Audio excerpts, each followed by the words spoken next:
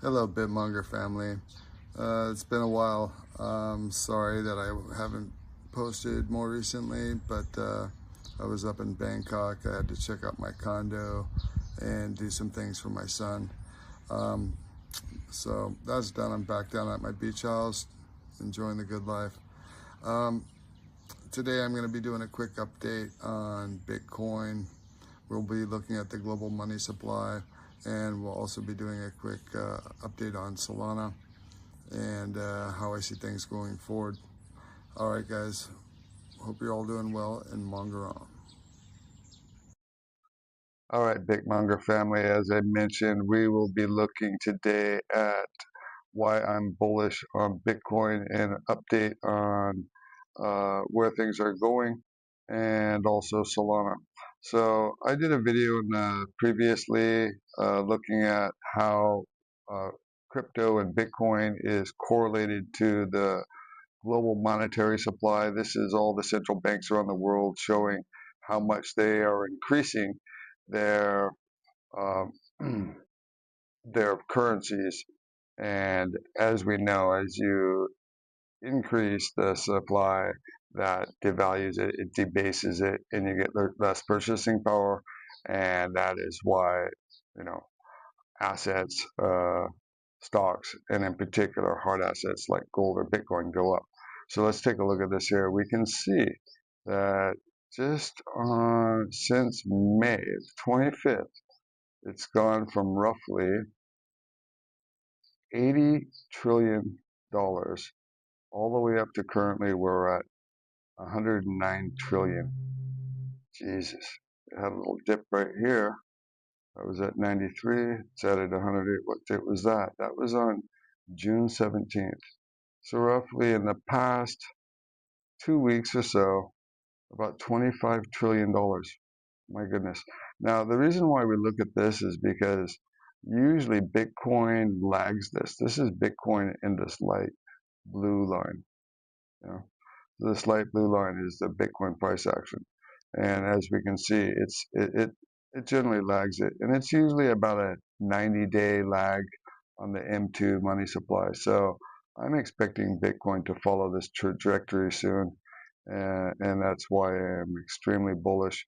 The only thing that could derail this would be some sort of really big black swan event, but I don't see that happening. I see the Monte Perners getting turned on more, and therefore this should be going up.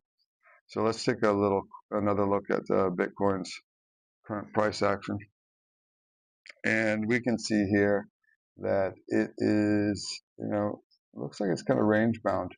I drew this line from, you can see where it went back on the 22nd of June.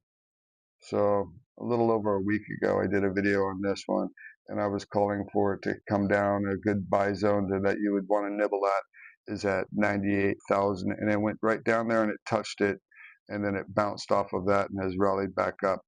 So this thing that I'm looking at right here is called Fibonacci levels, and it is based on a mathematician that did some amazing analysis on things that happen in nature. And it's uncanny how this often plays out in markets.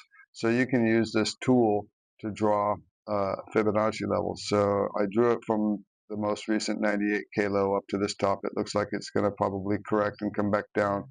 And the next area of interest is a 0.32, brings it back down to about 105.9, call it 106,000 would be an area of interest that you probably would want to nibble at. The zero point 0.5 is at 104.5. So I would say, anywhere between 105, 106K would be good. If it drops all the way down to the golden pocket here at the 0.618, this is a common place where they'll often come back down to and retouch. That would be sitting right around 103. So those are places that I would be nibbling or loading up in the meantime. Next. So, and on this one, I used the fibs as well. But on this case, I drew it down from the day, the tariff scare. when Trump came out and mentioned those huge tariffs and the market puked. So I measured it from there to its most recent high top. We're currently sitting at $147. I think the area in which you might want to be nibbling at is right around 140, 141. Okay, anywhere between 140, 141 is a good area to be nibbling at. On this level, on the 0.5, it's like right around 140, almost 142. So I would say 140, 142. The next key area of interest where you'd want to be dipping in and accumulating a lot of around 130. So I would say 128 to 130, 140 to 142 are areas of interest where you might want to be nibbling on it. If you're using leverage, make sure you set your stop losses, not too far under where you entered. Otherwise, it could draw down back down to here, and that would be quite a bit. I don't see that happening though. Like I mentioned earlier, these usually follow Bitcoin, so I don't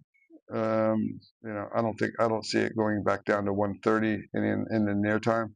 But you never know. We do have the tariffs that still is in action, and we've all been distracted by other things. So the tariffs are coming back online.